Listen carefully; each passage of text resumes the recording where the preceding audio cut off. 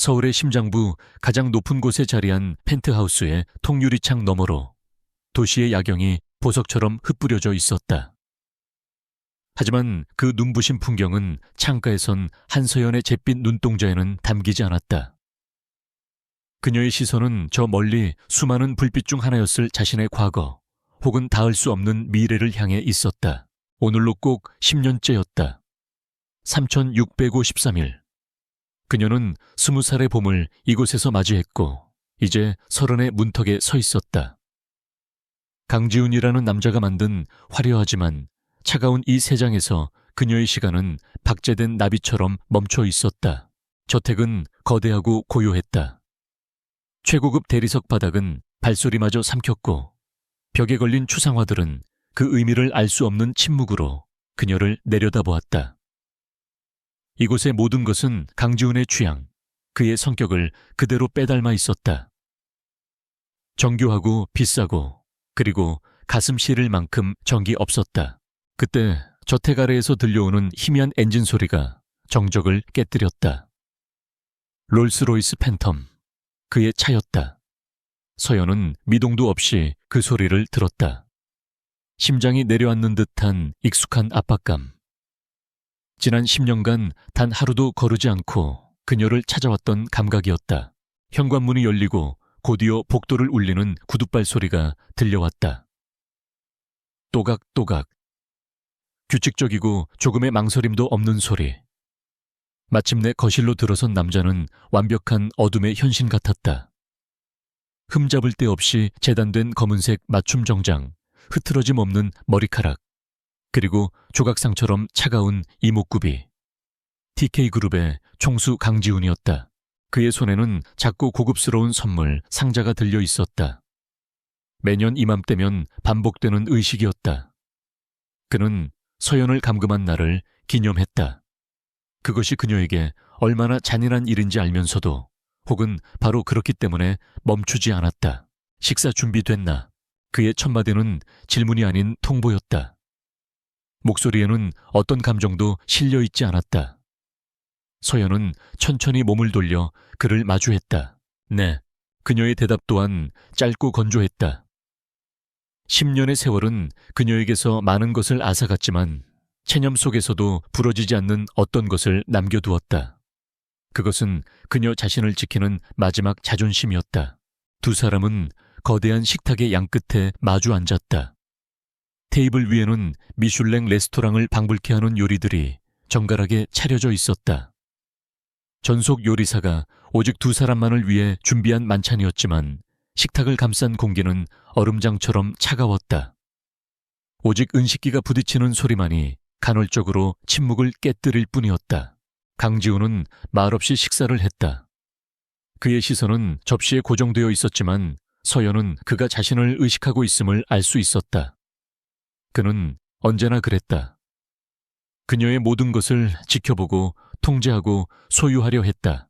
식사가 중반쯤 지났을 때 지훈이 손에 들고 있던 나이프와 포크를 내려놓았다. 그리고 맞은편에 앉은 그녀를 향해 처음으로 시선을 들었다. 그의 눈은 깊고 어두운 심연과도 같아서 그 안을 들여다보는 것만으로도 빨려 들어갈 것 같은 착각을 불러일으켰다. 선물이야. 그가 테이블 위로 선물 상자를 밀었다. 상자는 소리 없이 미끄러져 서연의 앞에 멈췄다. 서연은 잠시 상자를 내려다보다가 천천히 손을 뻗어 리본을 풀었다. 상자 안에는 칠흑 같은 벨벳 위에 놓인 다이아몬드 목걸이가 눈부신 빛을 발하고 있었다. 수십 캐럿은 좋게 되어 보이는 물방울 다이아몬드가 중앙에 박혀 있었다. 세상 어떤 여자가 봐도 탐낼 만한 보석이었지만 서연에게는 아름답게 세공된 족쇄에 불과했다. 감사합니다. 목소리가 작게 떨려 나왔다. 그녀는 상자 뚜껑을 닫고 옆으로 밀어두었다. 그 목걸이를 목에 걸고 싶은 마음은 조금도 들지 않았다. 지훈의 입가에 희미하고 냉소적인 미소가 걸렸다. 마음에 안 드나? 아니에요. 아름다워요. 그럼 해야지. 그의 목소리는 부드러웠지만 거역할 수 없는 명령의 무게를 담고 있었다. 서연은 잠시 망설였다. 하지만 곧 체념한 듯 다시 상자를 열었다. 차가운 보석의 감촉이 손끝에 닿았다. 그녀가 목걸이를 들어 자신의 목에 걸려고 할 때 지훈이 자리에서 일어났다. 그는 긴 다리로 성큼성큼 걸어와 그녀의 등 뒤에 섰다. 그의 차가운 손가락이 그녀의 목덜미에 닿는 순간 서연은 저도 모르게 몸을 움츠렸다. 그의 체향 미세한 숨결 하나하나가 그녀의 모든 신경을 곤두서게 했다. 지훈은 익숙하게 목걸이에 잠금 장치를 채웠다. 거울 속에서 그녀의 가녀린 목에 걸린 다이아몬드가 마치 그의 소유라는 낙인처럼 번쩍였다. 잘 어울리는군. 그는 만족스러운 듯 나직이 말하며 그녀의 어깨에 손을 얹었다. 그의 손길 아래에서 서연은 숨을 죽였다. 이 남자는 자신을 파괴한 원수의 딸을 가장 가까운 곳에 두고 가장 값비싼 것들을 안겨주며 매일같이 복수를 확인했다. 사랑이라는 이름으로 포장된 가장 잔혹한 형벌이었다. 식사가 끝나고 두 사람은 거실로 자리를 옮겼다. 지훈은 소파 깊숙이 몸을 묻고 위스키 잔을 기울였고 서연은 창가 근처의 의자에 조용히 앉아 있었다. 그들 사이에는 보이지 않는 거대한 벽이 존재했다. 그때 벽에 걸린 대형 TV 화면에서 저녁 경제 뉴스가 흘러나오고 있었다. 유창한 목소리의 앵커가 한 기업의 성공 신화를 이야기하고 있었다. 진화급이여 진화그룹이 이번 해외 신사업 프로젝트를 성공적으로 마무리하며 다시 한번 저력을 과시했습니다. 한태준 회장의 공격적인 경영 전략이 또다시 시장에 적중했다는 평가입니다. 화면에 익숙한 얼굴이 클로즈업 되었다. 인자한 미소와 중후한 멋을 지닌 중년의 남성. 진화그룹의 회장 한태준. 바로 한서연의 아버지였다. 그 얼굴이 화면에 나타나는 순간 거실의 공기가 급격하게 얼어붙었다. 위스키 잔을 들고 있던 강지훈의 손이 허공에서 멈췄다. 그의 모든 근육이 단단하게 경직되었고 차갑던 눈동자에는 순식간에 증오와 사리가 이글거렸다. 그것은 뼛속까지 사무친 결코 지워지지 않는 원한의 불꽃이었다. 서연 또한 숨을 멈췄다. 10년 만에 화면으로 마주한 아버지의 얼굴. 기억 속보다 주름이 늘고 흰머리가 많아졌지만 여전히 위풍당당한 모습이었다. 그러나 그녀의 마음속에서 피어난 것은 반가움이 아니었다. 그것은 자신의 운명을 이렇게 만든 근원에 대한 복잡하고 혼란스러운 감정이었다. 그리고 눈앞의 남자에 대한 두려움이었다. 지훈의 눈은 더 이상 TV 화면을 보고 있지 않았다. 그는 오직 서연을 한태준의 얼굴을 그대로 빼닮은 그의 딸을 응시하고 있었다. 그의 시선은 칼날보다 더 날카롭게 그녀의 심장을 파고들었다. 내 아버지는 여전히 건재하군. 목소리는 얼음 조각처럼 차갑고 날카로웠다. 서연은 아무 대답도 할 수 없었다. 무슨 말을 할 수 있겠는가? 자신의 아버지가 이 남자의 모든 것을 앗아갔다는 사실을 그녀는 너무나 잘 알고 있었다. 그녀의 존재 자체가 강지훈에게는 살아있는 복수의 증거이자 끊임없이 과거의 악몽을 상기시키는 저주였다. 지훈은 자리에서 벌떡 일어섰다. 그가 내뿜는 위압적인 기세에 서연은 저도 모르게 몸을 떨었다. 그는 테이블 위에 놓인 위스키 잔을 집어들어 그대로 벽난로 내에 던져버렸다. 쨍그랑 요란한 파열음과 함께 유리 조각이 사방으로 흩어졌다. 타오르던 불길 위로 위스키가 쏟아지며 순간적으로 화염이 거세게 타올랐다. 그 붉은 불빛이 지훈의 얼굴을 비추자 그의 표정은 지옥의 악귀처럼 무섭고 처절해 보였다. 그는 아무 말 없이 서재로 향했다. 쾅 하고 문이 닫히는 소리는 마치 사형 선고처럼 거실에 울려 퍼졌다. 홀로 남은 서연은 한참 동안 움직이지 못했다. 목에 걸린 다이아몬드 목걸이가 유난히 차갑고 무겁게 느껴졌다. 방금 전 지훈의 눈에서 보았던 그 지독한 증오. 그것은 10년이라는 시간으로도 전혀 희석되지 않은 오히려 더욱 선명해진 원한이었다. 그동안 그녀는 이 화려한 세장 속에서 조용히 숨죽이며 지내왔다. 폭풍이 지나가기만을 기다리는 작은 새처럼. 하지만 오늘 밤 그녀는 깨달았다. 이 감옥에는 끝이 없다는 것을. 강지훈의 복수가 완성되거나 혹은 그 자신이 파멸하기 전까지는 결코 끝나지 않을 것이라는 사실을. 그녀의 눈에서 뜨거운 눈물 한 방울이 흘러내려 차가운 대리석 바닥으로 떨어졌다. 10년간의 체념으로 굳어있던 그녀의 마음속에서 아주 작고 미미한 균열이 생겨나고 있었다. 더 이상 이렇게는 살 수 없다는, 살아서는 안 된다는 절박한 외침이었다. TV 화면 속에서 환하게 웃고 있는 아버지의 얼굴과 증오로 일그러진 강지훈의 얼굴이 머릿속에서 뒤엉켰다. 화려한 감옥의 10년째 밤은 그렇게 또 다른 시작을 예고하며 깊어가고 있었다. 쾅 닫힌 서재문은 강지훈의 세계와 바깥 세상을 완벽하게 분리했다. 어둠이 내려앉은 방 안근은 책상 의자에 몸을 묻은 채 미동도 하지 않았다. 오직 책상 위 스탠드에서 흘러나오는 옅은 불빛만이 그의 손에 들린 낡은 사진 한 장을 비추고 있었다. 사진 속에는 10대 소년의 앳된 얼굴을 한, 그와 세상 누구보다 인자한 미소를 짓고 있는 부모님이 있었다. 행복이 넘쳐 흐르던 다시는 돌아갈 수 없는 시간의 파편. TV 화면에서 본 한태준의 얼굴은 잊으려 했던 그날의 악몽을 수면 위로 끄집어냈다. 그는 눈을 감았다. 그러자 기다렸다는 듯이 빗소리가 귓가를 파고들기 시작했다. 후두둑 후두둑. 15년 전 그날 밤처럼 거센 빗줄기가 세상을 집어삼킬 듯이 쏟아지고 있었다. 18배 강지훈은 거실 창가에 서서 세차게 내리는 비를 보고 있었다. 창문에 부딪히는 빗방울들이 마치 누군가의 절규처럼 느껴졌다. 집안의 공기는 평소와 달랐다. 무겁고 날카롭고 금방이라도 터져버릴 듯한 긴장감이 감돌았다. 아버지 강민석 회장의 서재에서는 언성이 높아지고 있었다. 한태준 자네, 정말 이럴 수 있나? 우리가 어떤 사이인데. 아버지의 목소리에는 배신감과 절망이 뒤섞여 있었다. 평생의 동지이자 가장 믿었던 친구에게 뒤통수를 맞은 남자의 무너지는 소리였다. 형님, 세상이 변했습니다. 언제까지 낭만적인 우정 타령만 하고 사실 겁니까? 이건 비즈니스입니다. 한태준의 목소리는 놀랍도록 차분하고 냉정했다. 지훈이 알던 언제나 사람 좋게 웃던 아저씨의 목소리가 아니었다. 자네가 넘긴 자료들 때문에 회사가 부도 위기에 몰렸어. 계획적인 거였어.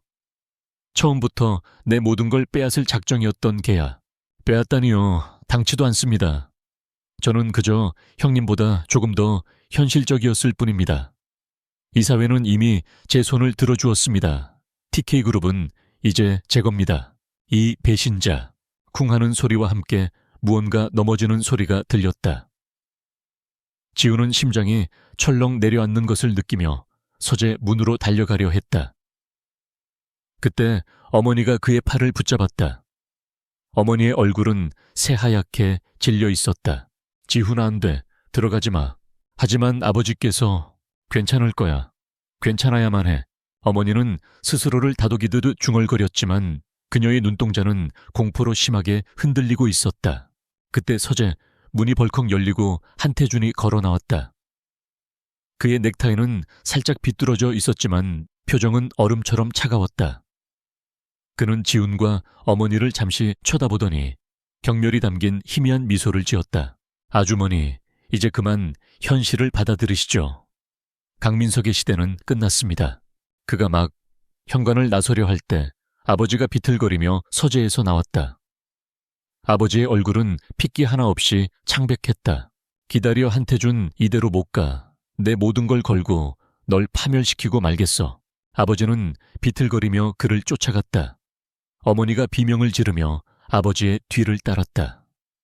지훈 또한 본능적으로 그들을 따라 폭우가 쏟아지는 밖으로 뛰쳐나갔다. 그들의 저택은 바다가 내려다 보이는 절벽 위에 있었다.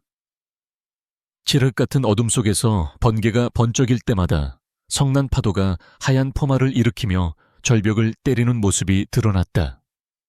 아버지는 절벽 끝에 서 있는 한태준의 멱살을 잡았다. 내 놈만 없었으면, 내 놈만 아니었으면. 아버지는 절규하며 주먹을 휘둘렀지만 오랜 지병으로 쇠약해진 그의 주먹은 한태준에게 아무런 위협도 되지 못했다. 오히려 한태준은 여유롭게 그의 주먹을 피하며 아버지를 절벽 끝으로 몰아붙였다. 형님 추하군요. 패배했으면 깨끗하게 인정해야죠. 닥쳐, 내 놈을 내 손으로. 그때였다. 번개가 다시 한번 밤하늘을 가르며 주변을 대낮처럼 밝혔다. 그 순간 지우는 보았다. 한태준의 눈에 서린 섬뜩한 사리를, 그리고 그의 손이 아버지의 가슴을 강하게 밀치는 것을.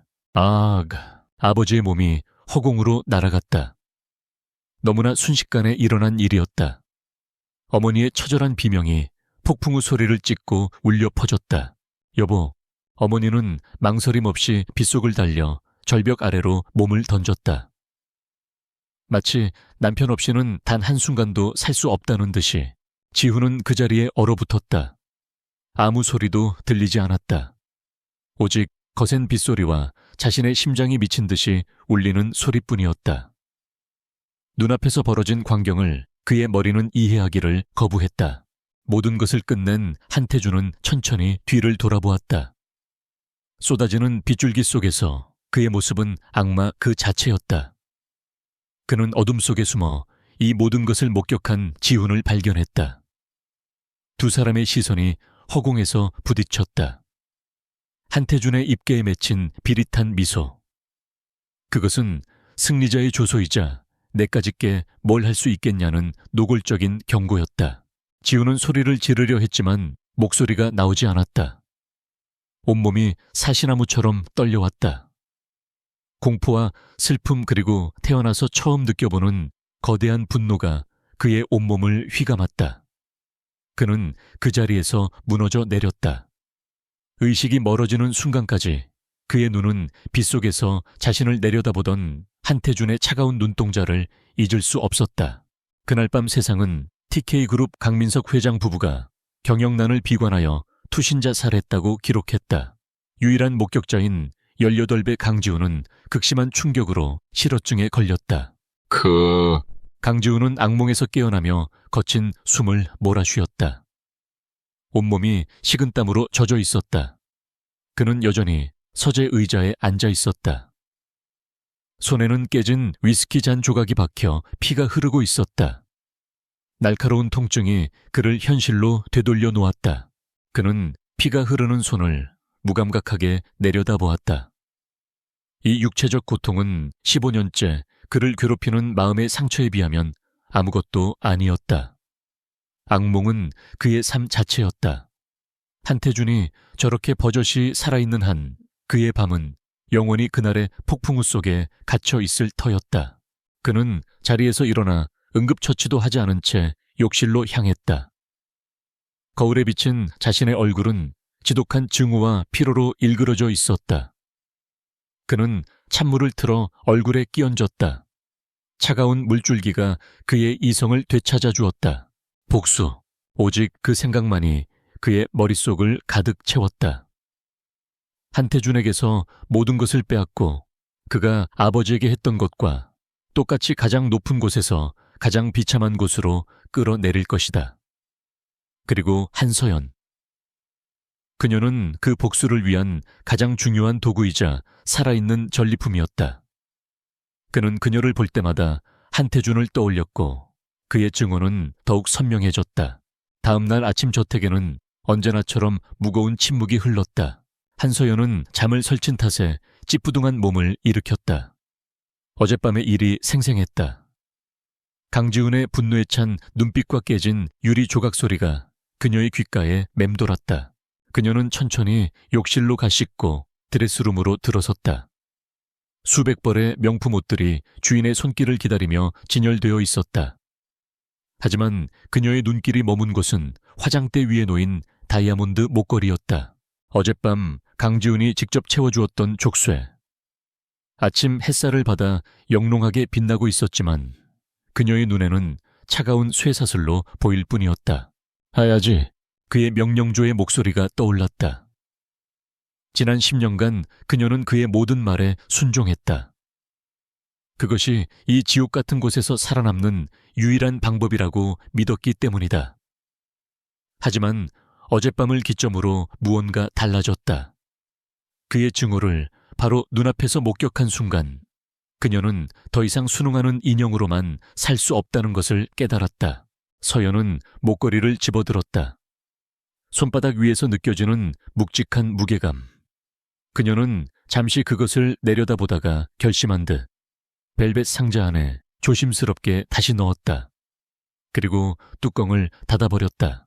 대신 그녀는 서랍에서 가장 단순한 디자인의 흰색 원피스를 꺼내 입었다. 어떤 장신구도 하지 않았다. 거울에 비친 자신의 모습은 평소보다 초라해 보였지만 이상하게도 마음은 훨씬 가벼웠다. 아주 작은 반항. 그러나 그녀에게는 세상을 향해 내딛는 첫걸음과도 같은 의미였다. 아침 식사를 위해 아래층으로 내려가자 주방에서 나온 오 여사가 그녀의 모습을 보고 잠시 흠칫했다. 오 여사는 이 저택의 살림을 총괄하는 사람이자 지난 10년간 서연을 가장 가까이서 지켜본 사람이었다. 아가씨 목걸이는? 오 여사는 조심스럽게 물었다. 그녀는 강지훈의 성격을 누구보다 잘 알았다. 그의 심기를 거스르는 것은 이 저택에서 가장 위험한 일이었다. 서연은 담담하게 대답했다. 오늘은 하고 싶지 않네요. 그녀의 차분하지만 단호한 태도에 오 여사는 더 이상 아무 말도 하지 못하고 입을 다물었다. 서연은 어제와 같은 자리에 앉아 조용히 식사를 시작했다. 강지훈은 아직 내려오지 않았다. 어쩌면 밤새 서재에 있었을지도 모른다. 그녀는 일부러 그를 의식하지 않으려 애썼다. 창밖으로 아침 햇살이 쏟아져 들어오고 있었다. 어제와 똑같은 풍경이었지만 서연의 눈에는 조금 다르게 보였다.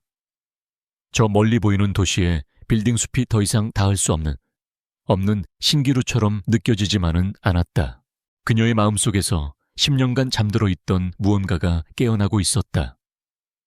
그것이 희망인지 아니면 또 다른 절망의 시작일지는 알 수 없었다. 하지만 한 가지는 분명했다. 그녀는 더 이상 멈춰진 시간 속에 갇혀 있지 않을 것이다. 이 화려한 세장을 부수고 나갈 방법을 이제부터 그녀 스스로 찾아야만 했다. 한서연이 목걸이를 거부한 그날 이후 저택의 공기는 더욱 차갑게 가라앉았다. 강지훈은 그녀의 작은 반항에 대해 한마디도 하지 않았다. 그는 그저 이전보다 더 깊은 침묵으로 더 날카로운 시선으로 그녀를 올가맬 뿐이었다. 그것은 소리 없는 전쟁과도 같았다. 서연은 매일 아침 마주하는 그의 차가운 눈빛에 심장이 얼어붙는 것 같았지만 물러서지 않았다. 그녀의 목은 여전히 비어 있었다. 한편 강지훈의 세계는 한태준이 던진 파문으로 거세게 흔들리고 있었다. DK그룹 총수 집무실. 도시의 정형이 한눈에 내려다 보이는 통유리창 앞에 선 강지훈의 모습은 한 마리 검은 표범처럼 날카롭고 위태로워 보였다. 그래서 진화그룹이 우리 컨소시엄의 핵심 기술을 빼돌려 유럽 파트너사에 넘겼다는 건가? 그의 목소리는 분노를 넘어선 차가운 사리를 담고 있었다. 그의 앞에는 충직한 신복인 김 비서가 굳은 얼굴로 서 있었다. 네 회장님, 저희가 수년간 공들여온 중동 플랜트 사업권을 가로챌 목적으로 보입니다. 한태준 회장이 뒤에서 손을 쓴 것이 확실합니다. 내부 정보 유출자도 색출 중입니다. 강지훈은 천천히 몸을 돌렸다. 그의 눈은 불길처럼 타오르고 있었다. 한태준은 15년 전 그의 아버지를 무너뜨렸던 것과 똑같은 방식으로 이제는 아들인 자신을 무너뜨리려 하고 있었다. 비열하고 추악한 방식이었다. 유럽 파트너에게는 우리 쪽에서 더 나은 조건을 제시해. 그리고 진화가 빼돌린 기술이 이미 한물간 구형 기술이라는 루머를 시장에 퍼뜨려 진화의 주가를 끌어내릴 필요가 있겠어. 방역할 시간이다. 알겠습니다, 회장님. 김 비서가 막 돌아서려 할 때 강지훈이 나직이 덧붙였다. 그리고 한태준의 뒤를 캐 사소한 거라도 좋으니 먼지 하나까지 다 털어와. 네, 회장님. 김 비서는 그의 눈에 서린 지독한 집념을 보았다. 이것은 단순한 비즈니스 전쟁이 아니었다. 두 남자의 모든 것을 건피 튀기는 복수극의 서막이었다. 그날 저녁 강지우는 평소보다 늦게 저택으로 돌아왔다. 그의 온몸에서는 칼날 같은 냉기가 흘렀다. 하루 종일 한태준과의 전쟁으로 날카로워진 신경은 저택에 들어서는 순간 한서연을 향했다. 텅 빈 목. 그의 소유이기를 거부하는 그 하얀 살결이 그의 증오심에 불을 붙였다. 나아가 저녁 식사를 막 마친 서연에게 그가 명령했다. 서연은 의아한 눈으로 그를 보았다. 네. 외출 준비해. 그것은 거부할 수 없는 통보였다. 서연은 이유를 묻지 않았다. 묻는다고 해도 대답해줄 남자가 아니었다. 그녀는 묵묵히 코트를 챙겨 입었다. 차가 향한 곳은 시내 중심가에 위치한 한적한 갤러리였다. 그곳은 생전에 강지훈의 어머니가 가장 좋아했던 장소였다. 지훈은 복수를 다짐한 이후 일부러 서연을 이곳에 몇 번 데려왔었다. 자신의 어머니가 사랑했던 공간에 원수의 딸을 세워두는 행위. 그것은 그의 뒤틀린 복수심이 만들어낸 잔인한 의식이었다. 갤러리 안은 고요했다. 두 사람은 말없이 그림들을 지나쳤다. 서연은 그림에 집중하려 애썼지만 등 뒤에서 느껴지는 그의 시선 때문에 숨이 막혔다. 그는 왜 자신을 이곳에 데려온 것일까? 그녀를 고통스럽게 하기 위해서, 아니면 스스로를 고문하기 위해서. 아마 둘 다일 터였다. 1시간쯤 지났을까? 강지훈이 아무 말 없이 갤러리를 나섰다. 서연도 군말 없이 그의 뒤를 따랐다. 밖은 이미 어둠이 짙게 깔려 있었다. 그들이 주차된 차를 향해 걷는 순간이었다. 바로 옆 건물 공사가 진행 중이던 빌딩에서 갑자기 요란한 소리가 들려왔다. 기광. 그들이 서 있던 인도 위로 공사장에서 쓰이던 거대한 철제 파이프들이 와르르 쏟아져 내렸다. 안전망이 찢어지며 먼지와 함께 수십 개의 쇠파이프가 그들을 덮쳤다. 모든 것이 눈 깜짝할 사이에 일어났다. 서여연은 비명조차 지르지 못하고 그 자리에 얼어붙었다. 죽음의 그림자가 눈앞에 아른거렸다. 그때였다. 위험해. 강지훈의 다급한 목소리와 함께 거대한 힘이 그녀의 몸을 거칠게 밀쳐냈다. 그녀가 균형을 잃고 옆으로 넘어지는 순간 그녀가 서 있던 자리에 철제 파이프들이 굉음을 내며 떨어졌다. 만약 0.1초만 늦었더라면 상상조차 하기 싫은 끔찍한 결과가 그녀를 덮쳤을 것이다. 정신을 차릴 틈도 없이 강지훈이 쓰러진 그녀의 위로 몸을 날려 덮쳤다. 그의 단단한 몸이 그녀를 완벽하게 감쌌다. 크고 작은 파편들이 그의 등 위로 떨어지는 소리가 둔탁하게 울렸다. 구구궁궁. 세상이 무너지는 듯한 굉음이 멎고 주변은 잠시 정적에 휩싸였다. 뿌연 먼지 사이로 사람들의 비명소리가 들려오기 시작했다. 서연은 그의 품 안에 갇힌 채 숨을 죽였다. 코끝으로 그의 체향과 희미한 피냄새가 섞여 들어왔다. 그녀의 귓가에서 그의 심장이 미친 듯이 뛰고 있었다. 자신을 증오하고 지난 10년간 감금했던 남자의 심장 소리였다. 얼마나 시간이 흘렀을까? 그가 천천히 몸을 일으켰다. 그리고 가장 먼저 한 일은 그녀를 내려다보는 것이었다. 그의 눈에는 평소의 냉정함이나 증오는 온데간데 없었다. 오직 당황과 그리고 그녀 자신도 이해할 수 없는 어떤 절박한 감정이 어려 있었다. 괜찮아. 그의 목소리는 심하게 갈라져 있었다. 지난 10년간 단 한 번도 들어본 적 없는 그녀의 안위를 묻는 질문이었다. 서여연은 멍하니 그를 올려다보았다. 그의 이마에서는 피가 흘러내려 뺨을 적시고 있었고 값비싼 정장 재킷의 어깨 부분은 날카로운 파편에 찢겨 붉게 물들고 있었다. 그녀를 구하기 위해 생긴 상처들이었다. 왜? 그녀의 머릿속은 온통 그 질문으로 가득 찼다. 왜 나를 구한 거지? 그토록 증오하는 원수의 딸인데. 차라리 이 기회에 죽어버렸다면 그의 복수에 더 도움이 되는 것 아니었나. 그 순간 지훈 또한 자신의 행동을 이해할 수 없다는 듯 혼란스러운 표정을 지었다. 몸이 머리보다 먼저 반응했다. 그녀가 위험에 처한 순간 복수도 증오도 한태준의 얼굴도 모두 사라졌다.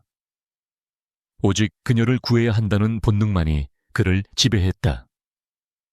지난 10년간 단단하게 쌓아 올린 증오의 성벽에 그 자신도 모르는 사이에 균열이 생겨나고 있었다.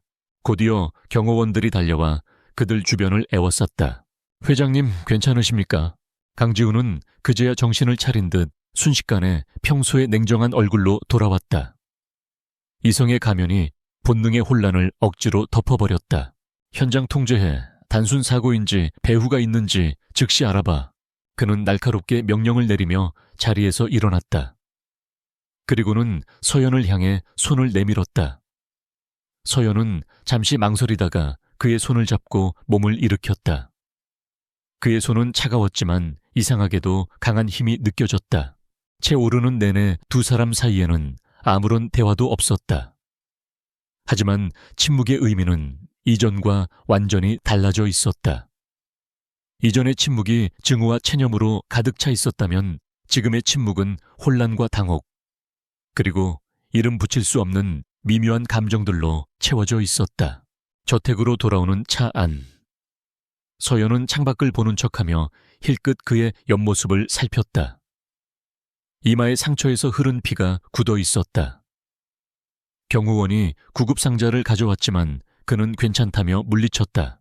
자신을 감금한 남자, 자신을 증오하는 남자, 그리고 자신을 구해준 남자.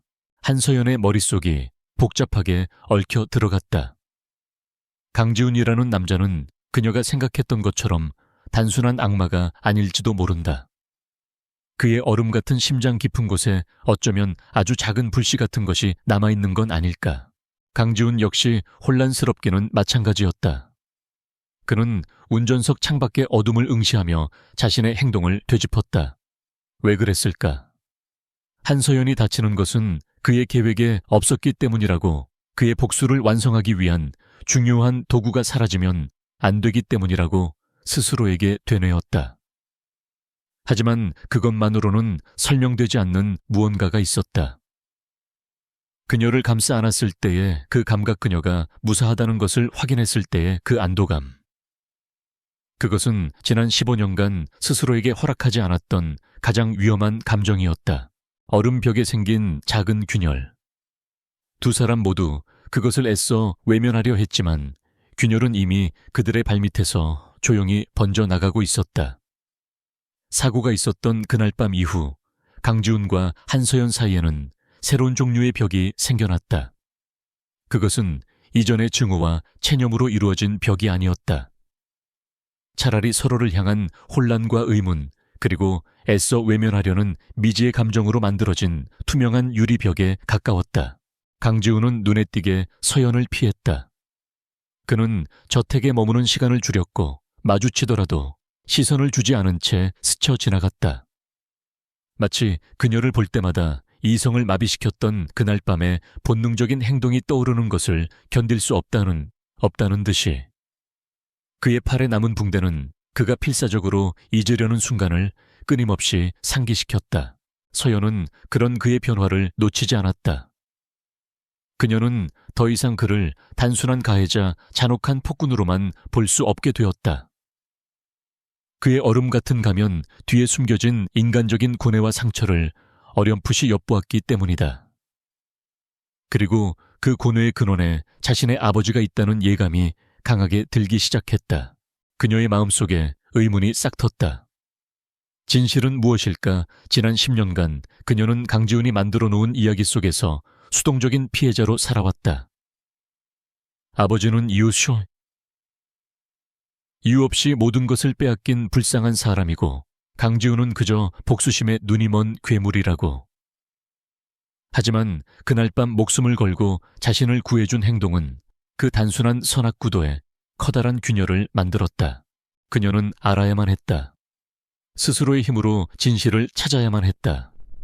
이 지옥에서 벗어나기 위해서든 혹은 이 지옥을 이해하기 위해서든 더 이상 무지한 인형으로 머물 수는 없었다. 기회는 의외의 곳에서 찾아왔다. 사고 이후 오 여사가 서연을 대하는 태도가 미묘하게 달라졌다. 강지훈에 대한 충성심은 여전했지만 서연을 향한 눈빛에 연민이 담기기 시작했다. 특히 강지훈이 없는 낮 시간 동안에는 그녀에 대한 감시가 조금은 느슨해졌다. 그날 오후도 그랬다. 강지훈은 아침 일찍 회사로 나갔고 오 여사는 정원 손질을 위해 한참 동안 밖으로 나가 있었다. 서연에게는 수년 만에 처음으로 찾아온 완벽한 자유 시간이었다. 서연의 심장이 세차게 뛰기 시작했다. 그녀의 발걸음은 저택 2층에 있는 서재로 향했다. 그곳은 강지훈의 개인적인 공간이었지만 그가 없을 때는 굳게 잠겨 있지는 않았다. 문제는 다른 곳에 있었다. 이 저택의 모든 공식적인 통신기기, 컴퓨터, 태블릿, 심지어 TV의 스마트 기능까지는 외부 인터넷 접속이 철저히 차단되어 있거나 감시되고 있을 터였다. 그녀의 눈에 들어온 것은 서재 한편에 놓인 오 여사가 잠시 두고 간 듯한 다 개인 태블릿이었다. 오 여사는 가끔 서재를 정리하며 음악을 듣거나 레시피를 찾아보곤 했다. 이것은 강지훈의 통제망 밖에 있는 유일한 기기일 가능성이 높았다. 서연은 망설였다. 만약 들키기라도 한다면 지금껏 누려온 최소한의 평화마저 산산조각 날 것이다. 하지만 진실을 향한 갈망이 두려움을 압도했다. 그녀는 떨리는 손으로 태블릿을 집어들었다. 다행히 비밀번호는 걸려있지 않았다. 그녀는 서재 가장 깊숙한 소파에 몸을 숨기듯 앉아 검색창을 열었다. 무엇부터 찾아봐야 할까? 심호흡을 한번 한 뒤 그녀는 첫 번째 검색어를 입력했다. 강민석 TK그룹. 수많은 기사들이 쏟아져 나왔다. 대부분은 15년 전 공식 발표된 내용들이었다. 경영난 비관, 부부 동반 자살. 그녀가 이미 알고 있는 이야기였다. 그녀는 포기하지 않고 스크롤을 내렸다. 날짜를 15년 전 그 사건이 있었던 달로 좁혀 검색하기 시작했다. 그때 눈에 띄는 제목에 작은 기사 하나가 있었다. 대형 언론사가 아닌 지금은 사라진 작은 인터넷 신문의 기사였다. TK그룹 강민석 회장. 부부 사망 단순 자살인가 의문점 다수. 서연은 저도 모르게 마른 침을 삼켰다. 그녀는 기사를 클릭했다. 내용은 충격적이었다. 기사는 경찰에 서둘렀던 수사 종교를 지적하며 몇 가지 의문점을 제기하고 있었다. 특히 당시 부회장이었던 한태준이 너무나 신속하게 회사를 장악했으며 강 회장 사망 직전 두 사람 사이에 심한 다툼이 있었다는 익명의 제보가 있었다고 쓰여 있었다. 기사는 뚜렷한 증거 없이 소문과 정황에 기댄 것이었지만 그녀의 심장을 뛰게 하기에는 충분했다. 심한 다툼, 익명의 제보. 그녀는 다음 검색어를 입력했다. 한태준 진화그룹. 아버지의 성공 신화가 화면을 가득 메웠다. 자수성가한 기업가, 따뜻한 리더십, 사회공헌 활동. 세상이 기억하는 그녀의 아버지는 완벽한 사람이었다. 하지만 서연은 그 기사들 아래에 숨겨진 진실의 조각을 찾고 있었다. 그녀는 검색어에 TK그룹을 추가했다. 그러자 이전에는 보지 못했던 오래된 경제 칼럼 하나가 나타났다. 제목은 승자의 그늘에 가려진 진실이었다. 칼럼은 TK그룹의 경영권이 진화그룹으로 넘어가는 과정을 냉철하게 분석하고 있었다. 필자는 공식 발표와는 달리 당시 TK그룹의 재무 상태가 자살을 선택할 만큼 심각하지 않았다고 주장했다. 오히려 내부자의 계획적인 배신과 적대적 인수에 가까운 정황이 곳곳에서 발견된다고 지적했다. 칼럼은 한태준의 실명을 거론하며 그가 강민석 회장의 가장 친한 친구였기에 모든 의심에서 벗어날 수 있었다고 썼다. 서연의 손이 차갑게 식어갔다. 머릿속에서 퍼즐 조각들이 하나씩 맞춰지기 시작했다. 강지훈의 지독한 증오, 그의 부모님을 잃은 처절한 고통, 그리고 자신을 향한 복수심. 그 모든 것의 시작점에 자신의 아버지가 있었다. 배신, 적대적 인수, 조작된 사고, 단어들이 그녀의 머릿속을 망치처럼 내리쳤다. 그녀가 기억하는 다정한 아버지는 어디에도 없었다. 그 자리에는 친구를 배신하고 그의 모든 것을 빼앗은 냉혹한 승부사의 얼굴이 어른거렸다. 그녀는 마지막으로 희미한 기억 속에 남아있던 강지훈의 이름을 검색했다. 강민석 아들 강지훈. 검색 결과는 단출했다. 부모의 사망 이후 극심한 충격으로 실어증을 앓았으며 이후 미국으로 유학을 떠났다는 짧은 기사뿐이었다. 하지만 그 아래 연관 검색어로 뜬 작은 블로그 포스트가 그녀의 눈길을 사로잡았다. 사건 당시 TK그룹 본사 근처에 살았다는 한 네티즌이 쓴 글이었다. 그날 밤 비가 정말 많이 왔어요. 창밖을 보는데 어떤 젊은 남학생이 비를 쫄딱 맞고 절벽 쪽에서 비틀비틀 걸어 내려오더군요. 거의 넋이 나간 사람처럼 보였는데 며칠 뒤 뉴스에서 보니 그 집 아들이었어요. 그 표정을 잊을 수가 없어요. 세상이 무너진다는 게 어떤 건지 보여주는 것 같았거든요. 서연은 숨을 쉴 수가 없었다. 눈앞이 흐릿해지며 뜨거운 눈물이 뺨을 타고 흘러내렸다. 18 살해 강지훈. 세상이 무너지는 것을 눈앞에서 목격한 소년. 그의 고통이, 그의 절망이 15년의 시간을 넘어 그녀의 가슴에 비수처럼 박혔다. 그녀는 자신이 얼마나 어리석었는지 깨달았다. 지난 10년간 스스로를 비련의 여주인공이라 여기며 그를 원망했다. 하지만 진짜 피해자는 누구였을까? 그녀가 누려온 모든 부와 안정은 사실 한 소년의 무너진 세상 위에 세워진 것이었다. 그때 복도에서 오 여사의 발소리가 들려왔다. 서연은 화들짝 놀라 미친 듯이 검색 기록을 지우고 태블릿을 원래 자리에 가져다 놓았다. 그녀가 소파에 다시 앉았을 때 서재 문이 열렸다. 아가씨 얼굴이 왜 이렇게 창백하세요? 어디 안 좋으세요? 오 여사가 걱정스러운 얼굴로 물었다. 서연은 간신히 고개를 저었다. 아니에요. 그냥 조금 피곤해서요. 그녀의 목소리는 미세하게 떨리고 있었다. 진실의 무게는 너무나도 무거웠다. 그것은 그녀의 세상마저 송두리째 무너뜨리고 있었다. 오 여사가 나가고 다시 홀로 남은 서연은 창가로 다가갔다. 어제와 똑같은 풍경. 하지만 더 이상 이전처럼 보이지 않았다. 저 멀리 보이는 아버지의 회사 진화그룹의 빌딩이 마치 거대한 무덤처럼 느껴졌다. 그녀의 마음속에서 새로운 결심이 싹트고 있었다. 이제는 단순히 이곳을 벗어나는 것이 목표가 아니었다. 그녀는 모든 진실을 알아내야만 했다. 아버지의 죄를 그리고 강지훈의 고통을 자신의 눈으로 직접 확인해야만 했다. 그리고 어쩌면 그녀 자신이 해야 할 일이 있을지도 모른다.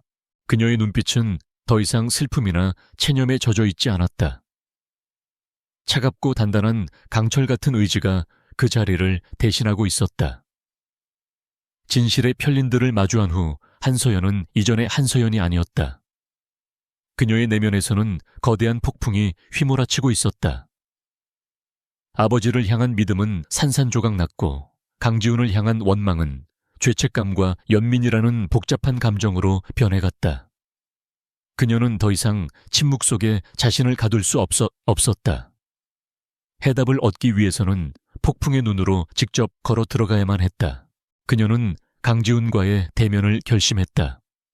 그가 돌아오기만을 기다렸다. 매일 밤 현관문이 열리는 소리가 들릴 때마다 그녀의 심장은 긴장으로 조여들었다. 며칠이 흘렀다. 강지훈은 여전히 늦은 밤에 들어와 이른 새벽에 나갔고 두 사람의 동선은 의도적으로 엇갈렸다.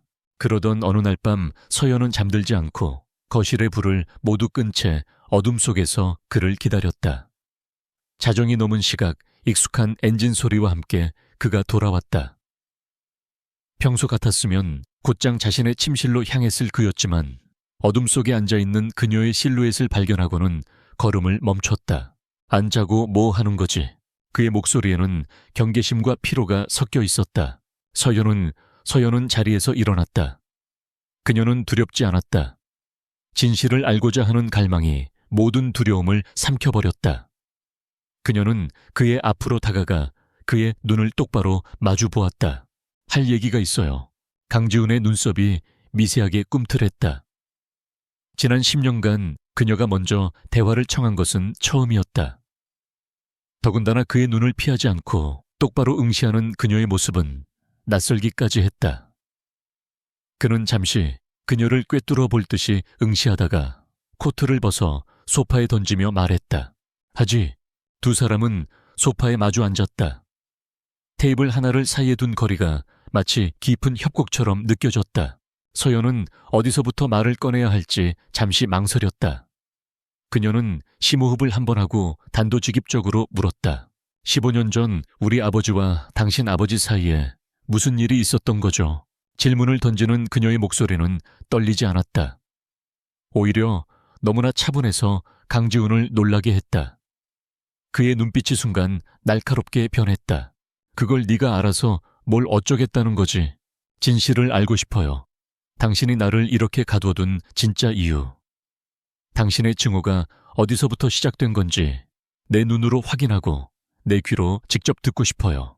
그녀의 당돌한 태도에 강지훈의 입가에 냉소가 어렸다. 진실, 네가 감당할 수 있을 것 같나? 네 아비가 어떤 인간인지 알게 되었을 때 네가 서 있을 땅이 무너져 내릴 텐데 이미 무너지고 있어요. 서연은 흔들림 없는 목소리로 대답했다. 그러니 말해줘요. 당신의 부모님, 경영난 때문에 자살하신 게 아니라는 거 알고 있어요. 그녀의 마지막 말은 거실의 공기를 얼어붙게 만들었다. 강지훈의 표정이 굳어졌다. 그는 그녀가 무언가 알아냈다는 것을 직감했다. 누가 그런 헛소리를 하던가. 아니요, 누구에게 들은 게 아니에요. 내가 찾아봤어요. 서연은 더 이상 숨기지 않았다. 그때의 기사들, 칼럼들. 당신의 부모님은 우리 아버지 때문에 돌아가신 건가요? 강지훈은 대답 대신 위스키 병을 집어들어 잔에 따랐다.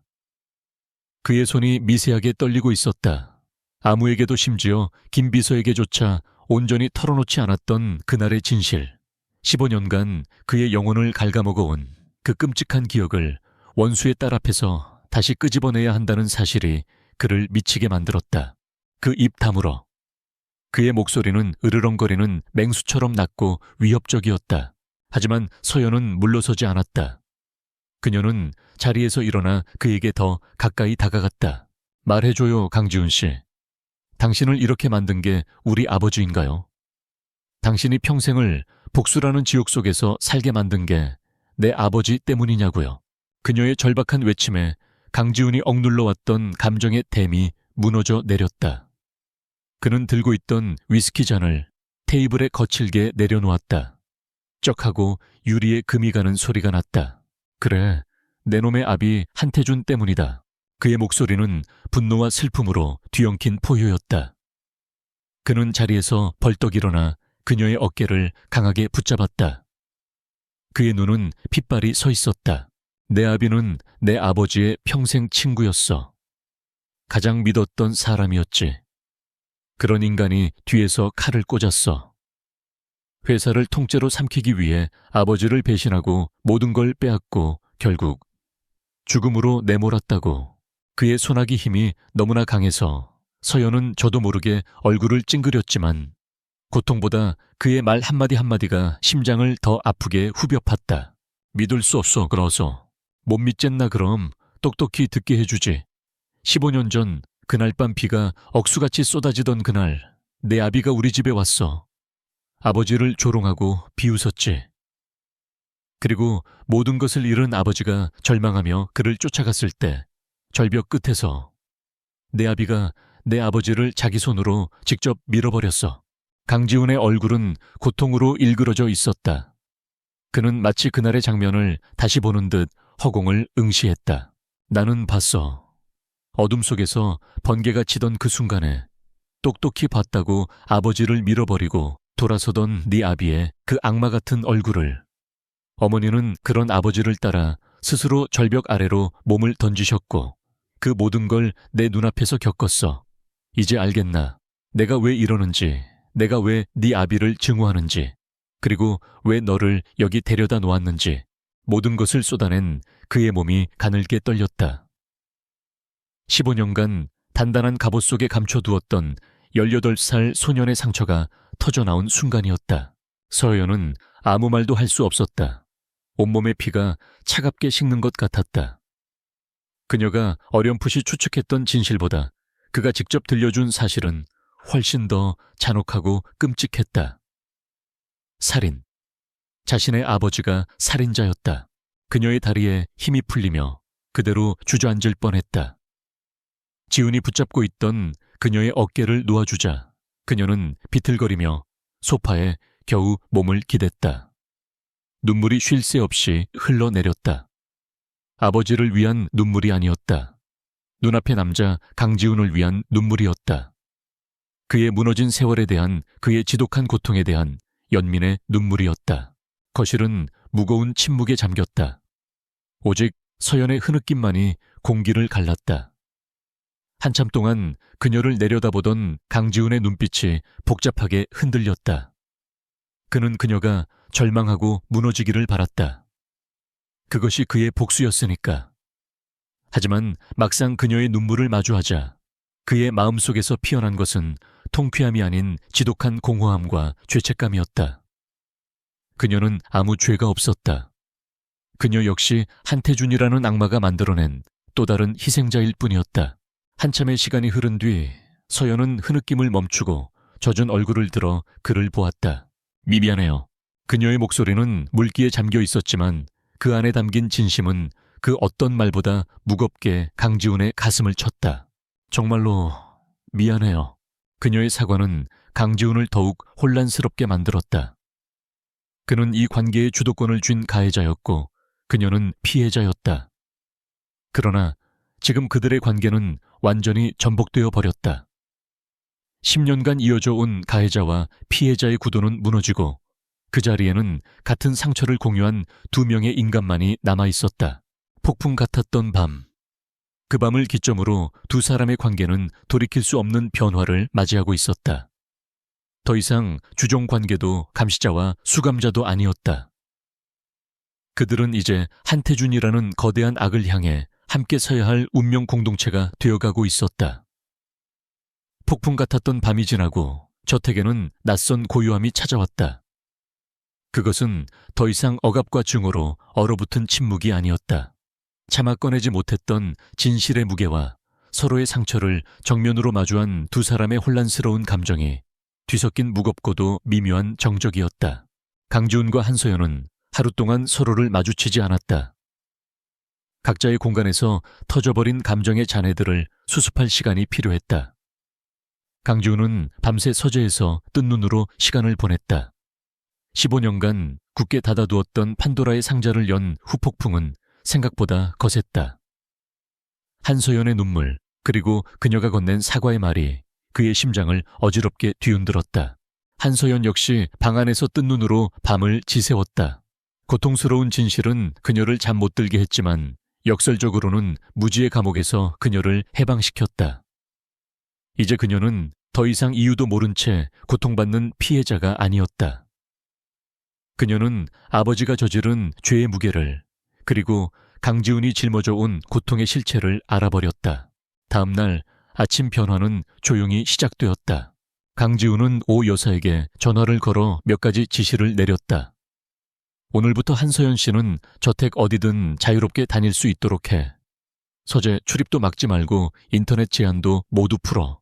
수화기 너머에 오 여사는 잠시 놀란 듯 말이 없었다.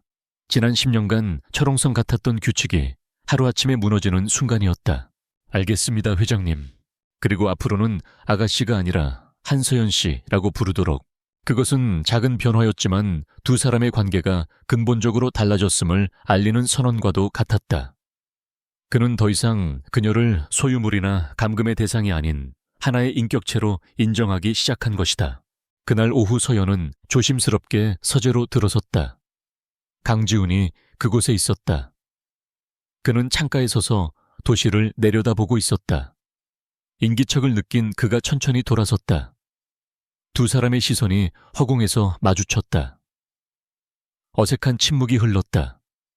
이전의 권력관계가 사라진 자리에서 그들은 서로를 어떻게 대해야 할지 알 수 없었다. 먼저 침묵을 깬 것은 강지훈이었다. 그는 10년의 세월에 대해 사과하지 않았다. 그의 자존심과 죄책감이 그것을 허락하지 않았다. 대신 그는 다른 방식으로 손을 내밀었다. 그는 책상 위에서 두툼한 파일 하나를 집어들어 그녀 앞의 테이블에 내려놓았다. 이건 지난 몇 년간 내가 당신 아버지를 조사하며 모은 자료들이야. 서연은 잠시 망설이다가 파일을 향해 손을 뻗었다. 하지만 이것만으로는 부족해. 지훈의 목소리는 낮고 건조했다. 그 인간을 그날의 죄로 법정에 세우기엔 모든 증거가 정황뿐이야. 증인은 사라졌고 증거는 인멸됐지. 지금 내가 할 수 있는 건 그 인간의 사업을 무너뜨려 파산시키는 것뿐이다. 그의 말은 일종의 초대였다. 더 이상 그녀를 복수의 도구로 삼는 것이 아니라 그의 복수에 그의 세계에 동참하라는 무언의 제안이었다. 그는 그녀를 동등한 파트너로 대하고 있었다. 서연은 말없이 파일의 첫 장을 넘겼다. 그 안에는 한태준의 비자금 내역, 정계 로비 정황, 그리고 15년 전 사건의 수사 기록 등이 빽빽하게 정리되어 있었다. 그날 이후 서재는 두 사람의 전쟁 본부가 되었다. 그들은 함께 밤을 새워가며 자료를 분석하고 사건의 조각들을 다시 맞춰 나갔다. 서연은 놀라운 집중력을 보여주었다. 그녀는 더 이상 연약한 수감자가 아니었다. 이 사람, 최만식 실장님. 어느 날 밤 서연은 오래된 재무자료 속에서 낯익은 이름을 발견하고는 나직이 읊조렸다. 누구지? 지훈이 물었다. 어렸을 때 저희 집에 자주 오셨던 분이에요. 아버지의 개인 자금 관리를 맡으셨던 걸로 기억해요. 항상 두꺼운 가방을 들고 오셨는데 아버지는 저에게 최 실장님은 아빠의 비밀 금고라고 농담처럼 말씀하시곤 했어요. 강지훈의 눈이 번뜩였다. 그는 즉시 김 비서에게 전화를 걸었다. 김 비서, 최만식이라는 사람에 대해 알아봐. 15년 전 한태준의 개인 회계 담당이었을 거다. 조사는 신속하게 이루어졌다. 그리고 며칠 뒤 김 비서가 가져온 보고서는 충격적이었다. 최만식, 14년 전 강원도에서 등산을 하다 실족사로 사망했습니다. 강지훈의 표정이 차갑게 굳었다. 사망 시점이 회장님 부모님께서 돌아가시고 정확히 1년 뒤입니다. 타이밍이 너무나 절묘했다. 단순 사고로 보기에는 의심스러운 구석이 너무 많았다. 한태준의 모든 비밀을 알고 있던 금고직이 그는 입을 막기 위해 제거되었을 가능성이 높았다. 서연은 보고서를 읽으며 온몸이 차갑게 식는 것을 느꼈다. 아버지는 단순한 배신자나 살인자를 넘어 자신의 죄를 덮기 위해 또 다른 살인까지 저지를 수 있는 괴물이었다. 함께 진실을 파헤쳐가면서 두 사람 사이의 얼음벽은 조금씩 녹아내리고 있었다. 밤늦게까지 자료를 보다 지쳐 잠든 서연의 어깨에 지훈이 조용히 담요를 덮어주기도 했고 복잡한 금융용어를 이해하지 못하는 그를 위해 서연이 쉽게 그림을 그려 설명해주기도 했다. 그것은 사랑이라고 부르기에는 너무나 복잡하고 아픈 감정이었다. 공유된 상처 위에서 피어난 기이한 유대감. 서로의 눈을 볼 때마다 지난 10년의 고통스러운 세월과 그보다 더 이전의 끔찍한 비극이 떠올랐지만 동시에 세상에서 유일하게 자신의 상처를 이해해줄 사람이라는 기묘한 안도감을 느꼈다. 그들은 서로에게 상처이자 동시에 유일한 구원이었다. 최만식의 죽음이라는 새로운 단서를 발견한 날밤 서재에는 무거운 침묵이 흘렀다. 그들의 적 한태준은 생각보다 훨씬 더 거대하고 잔혹한 존재였다. 이것은 이제 강지훈 혼자만의 복수가 아니었다. 아버지의 죄를 밝혀내려는 서연의 속죄이기도 했다. 점점 더 위험해질 거야. 지훈이 창밖에 어둠을 보며 나직이 말했다. 그것은 경고이자 확인이었다. 서연은 그의 옆에 다가와 섰다. 그녀의 눈빛은 흔들리지 않았다. 이제 와서 멈출 수는 없어요. 두 사람은 말없이 어깨를 나란히 한 채 도시의 야경을 내려다보았다. 불빛들이 별처럼 반짝이는 저 도시 어딘가에 그들의 공동의 적이 있었다. 앞으로의 길은 분명 험난하고 위험할 터였다. 하지만 그들은 더 이상 혼자가 아니었다. 이름 붙일 수 없는 불행한 연대. 그들의 위태로운 동맹은 그렇게 시작되고 있었다. 강지훈의 서재는 완벽한 전쟁 지휘 본부로 변해 있었다. 한쪽 벽면을 가득 채운 화이트보드에는 진화그룹의 지배구조 한태준의 자금 흐름, 그리고 15년 전 사건의 관계자들이 거미줄처럼 얽혀 있었다. 강지훈과 한서연 그리고 김비서는 그 앞에 서서 마지막 전략을 점검하고 있었다. 그들의 목표는 단 하나, 한태준의 살인교사 혐의를 입증하는 것이었다. 회계사 최만식의 죽음이 사고가 아님을 밝혀내고 그 배후에 한태준이 있음을 증명해야만 15년 전의 비극까지 거슬러 올라갈 수 있었다. 그것이 그들의 결정적 한 수였다. 작전은 두 갈래로 나뉘어 진행되었다. 내가 진화의 자금줄을 끊겠다. 강지훈이 화이트보드의 한 부분을 가리키며 말했다. 그의 눈빛은 냉철한 승부사의 그것이었다. 진화그룹의 주력 사업 몇 군데에 동시에 치고 들어간다. 시장에 악성 루머를 퍼뜨리고 핵심 인력을 빼내고 적대적 M&A를 시도하는 것처럼 위장해서 한태준을 압박하는 거야. 정신없이 흔들어대면 노문 비자금을 움직일 수밖에 없어. 돈의 흐름만 포착하면 최만식의 죽음과 연결할 고리를 찾을 수 있다. 그것은 그의 복수 방식이었다. 상대를 말려 죽이는 정교하고도 잔인한 체스 게임. 그럼 저는 서연이 입을 열었다. 최만식 씨의 유가족을 찾아보겠습니다. 강지훈의 시선이 그녀에게 향했다. 그의 눈에 스치는 우려를 그녀는 읽었다.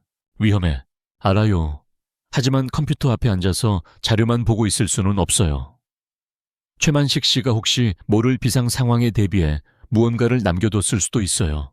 유품이라든가 비밀스러운 유언 같은 거요. 그걸 찾으려면 그의 가족을 만나야만 해요. 서연의 의지는 단호했다. 그녀는 더 이상 보호만 받는 존재가 아니었다. 이 전쟁은 그녀의 것이기도 했다. 김 비서가 조심스럽게 거들었다. 회장님, 제가 한서연 씨를 그림자처럼 경호하겠습니다. 신분 위장도 완벽하게 준비하겠습니다. 강지훈은 한참 동안 말이 없었다. 그녀를 위험에 노출시키고 싶지 않은 마음과 그녀의 의지를 꺾을 수 없다는 마음이 충돌했다. 결국 그는 짧게 고개를 끄덕였다. 그의 허락이 떨어지자 거대한 톱니바퀴가 움직이기 시작했다. 강지훈의 공격은 무자비했다. TK그룹의 막강한 자본력을 바탕으로 진화그룹의 숨통을 조여왔다. 주가는 연일 폭락했고 믿었던 해외 투자자들은 등을 돌렸다. 한태준은 평생 일궈온 자신의 제국이 속절없이 무너지는 것을 지켜봐야 했다. 그는 이 모든 공격의 배후에 강지훈이 있다는 것을 본능적으로 직감했다. 강지훈, 그 애송이가 감히 한태준은 분노로 이성을 잃어가고 있었다. 그는 사람을 시켜 강지훈의 뒤를 캤다. 그리고 얼마 지나지 않아 그는 자신의 눈을 의심하게 만드는 보고를 받았다. 강지훈의 저택에서 그의 딸 한서연이 자유롭게 생활하고 있으며 심지어 강지훈과 함께 무언가를 도모하고 있다는 것이었다. 서연이가 내 딸이 감히 원수놈과 붙어먹어. 그에게는 상상조차 할 수 없는 배신이었다. 딸에 대한 애정 따위는 없었다. 오직 자신의 소유물이 반기를 들었다는 사실에 대한 모멸감과 분노만이 들끓었다. 그는 이성을 잃고 부하에게 명령했다. 내 딸년의 버르장머리를 고쳐놔. 겁만 주라는 게 아니다. 필요하다면 없애버려도 좋아. 그의 광기가 칼날이 되어 서연을 향하는 동안 그녀는 작은 시골 마을에 살고 있는 최만식의 아내를 찾아냈다. 남편이 죽은 후 세상의 눈을 피해 이름까지 바꾸고 숨어 살고 있는 노인이었다. 서여연은 과거 금융범죄를 연구하는 대학원생으로 위장하여 그녀에게 접근했다. 처음 최만식의 아내는 극도의 경계심을 보이며 서연을 밀어냈다. 하지만 서연은 포기하지 않았다. 그녀는 매일같이 노인을 찾아가 말벗이 되어주고 굳은 일을 도왔다. 그녀의 진심 어린 모습에 노인은 조금씩 마음의 문을 열기 시작했다. 몇 번의 만남이 이어진 어느 날, 서연은 조심스럽게 최만식에 대한 이야기를 꺼냈다. 선생님, 남편분께서 돌아가시기 전에 혹시 무언가 남기신 말씀은 없으셨나요? 억울한 죽음이었을 수도 있다는 생각이 들어서요. 노인의 눈빛이 심하게 흔들렸다. 그녀는 한참을 망설이다 떨리는 목소리로 입을 열었다. 그이 죽기 며칠 전에 저한테 작은 열쇠 하나를 줬어요. 자기가 만약 잘못되면 오래된 괴종시계 안에 숨겨둔 편지를 꼭 읽어보라고. 그리고 이 열쇠로 은행 비밀 금고를 열어보라고 했어요.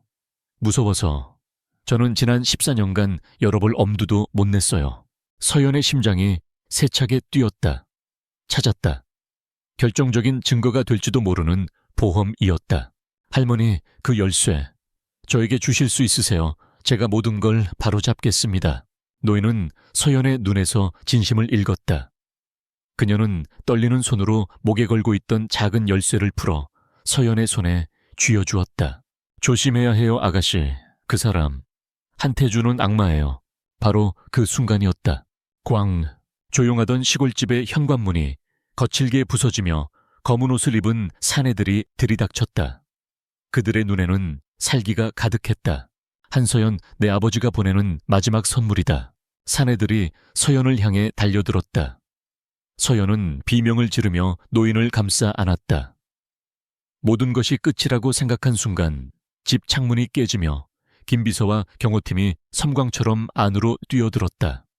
순식간에 집안은 아수라장이 되었다. 혼란의 와중 한 사내가 쓰러진 경호원의 총을 집어들어 서연을 향해 겨눴다. 죽여요. 당. 하지만 총알이 발사되기 직전 또 다른 총성이 집안을 울렸다. 사내의 손에 들려있던 총이 멀리 튕겨나갔다. 놀란 서연이 고개를 돌렸을 때 문 앞에 서 있는 강지훈을 발견했다. 그의 손에는 연기가 피어오르는 권총이 들려 있었다. 불길한 예감에 직접 현장으로 달려온 것이었다.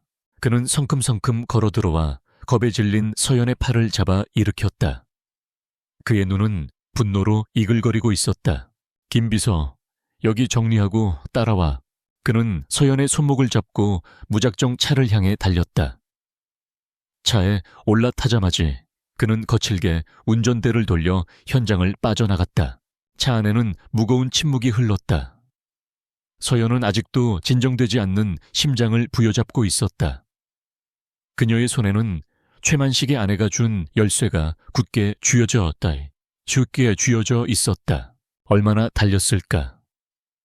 강지훈이 갑자기 갓길에 차를 세웠다. 그는 거친 숨을 몰아쉬며 서연을 돌아보았다. 다시는 그의 목소리는 분노로 낮게 잠겨 있었다. 다시는 이렇게 무모한 짓 하지 마. 그것은 단순한 분노가 아니었다. 그녀를 잃을 뻔했다는 공포와 안도감이 뒤섞인 절박한 외침이었다. 그는 자신도 모르게 그녀의 어깨를 붙잡았다. 보호자와 피보호자 혹은 감시자와 수감자의 경계는 이제 완전히 허물어져 있었다. 오직 한 남자와 한 여자만이 서로의 상처 입은 눈을 마주보고 있었다. 그들은 마침내 판도라의 상자를 열 수 있는 열쇠를 손에 넣었다. 하지만 그 대가로 한태준이라는 악마가 자신의 딸마저 해치려 한다는 끔찍한 진실을 확인해야만 했다. 이제 더 이상 물러설 곳은 없었다. 마지막 결전의 시간이 다가오고 있었다. 최만식의 열쇠가 그들의 손에 들어온 순간 마지막 퍼즐 조각이 맞춰졌다. 강지훈은 그의 모든 정보망과 자원을 동원해 즉시 금고의 위치를 파악했고 법적 절차를 거쳐 그것을 여는 데 성공했다. 금고 안에는 그들의 기대를 뛰어넘는 것들이 들어있었다. 한태준의 모든 비자금 내역이 담긴 비밀장부 15년 전 TK그룹의 내부 정보를 빼돌린 구체적인 기록들, 그리고 나의 유서라고 적힌 낡은 봉투 하나. 봉투 안에는 최만식의 친필 유서가 들어있었다.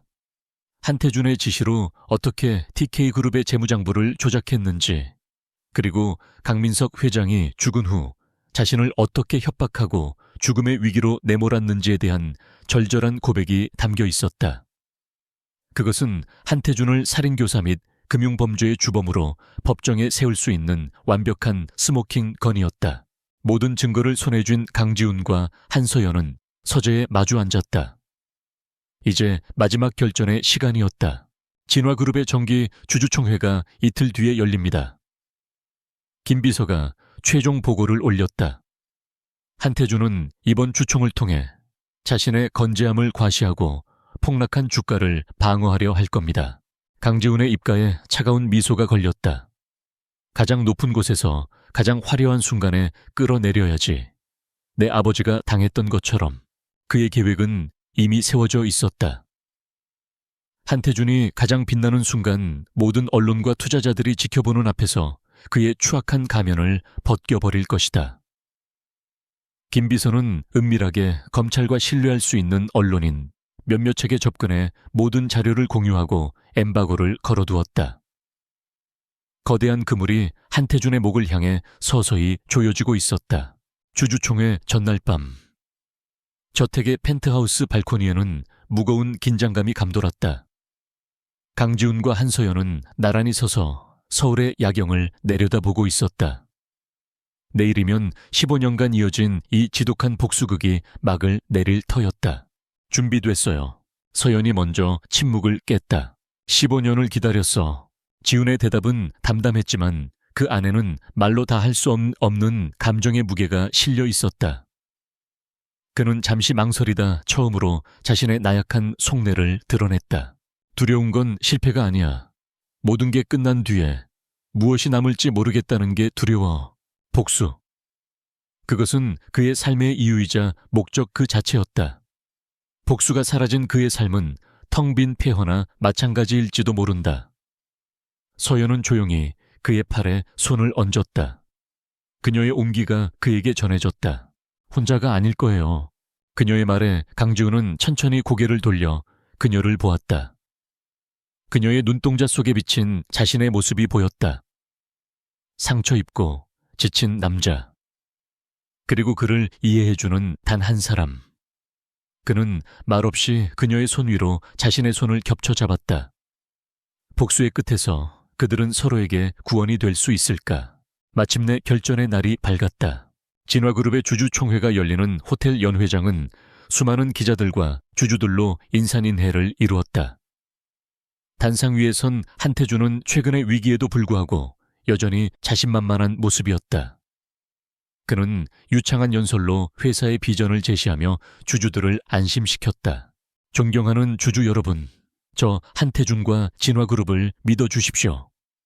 우리는 이 위기를 기회로 삼아 더 높이 도약할 것입니다.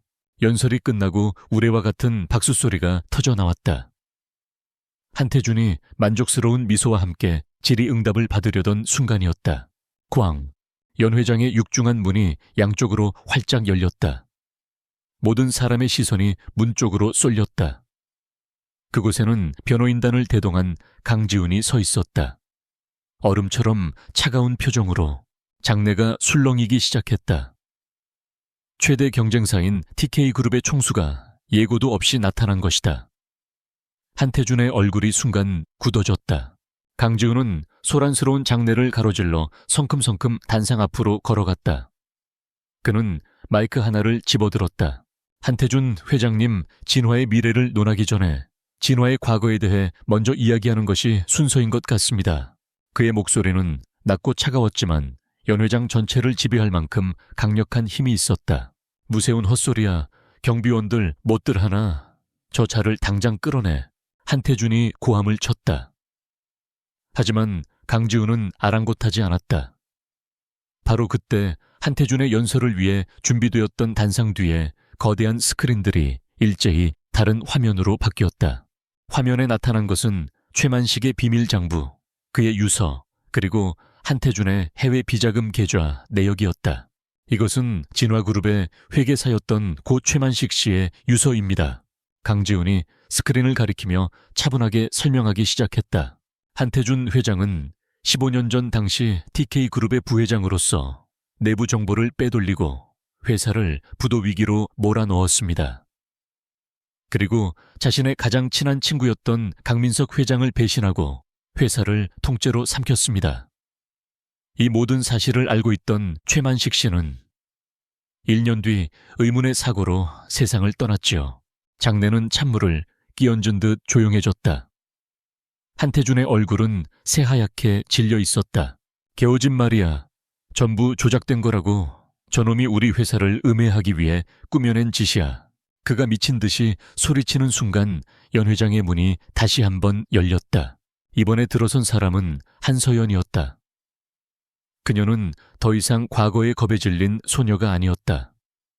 슬픔과 결의가 뒤섞인 눈빛으로 그녀는 똑바로 자신의 아버지를 응시하며 단상을 향해 걸어왔다.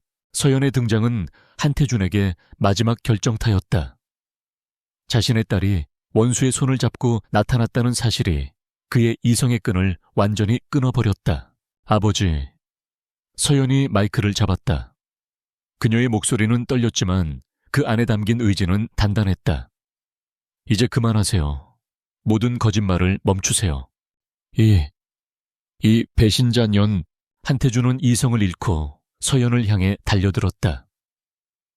내가 너를 어떻게 키웠는데 감히 네가 나를 배신해. 경호원들이 그를 제지했지만 그는 발악하며 저주를 퍼부었다. 그리고 그 분노의 끝에서 그는 스스로 무덤을 파는 말을 내뱉고 말았다. 강민석처럼 깨끗하게 사라졌어야지. 최만식, 그 멍청한 놈도 입을 잘못 놀려서 죽은 거야.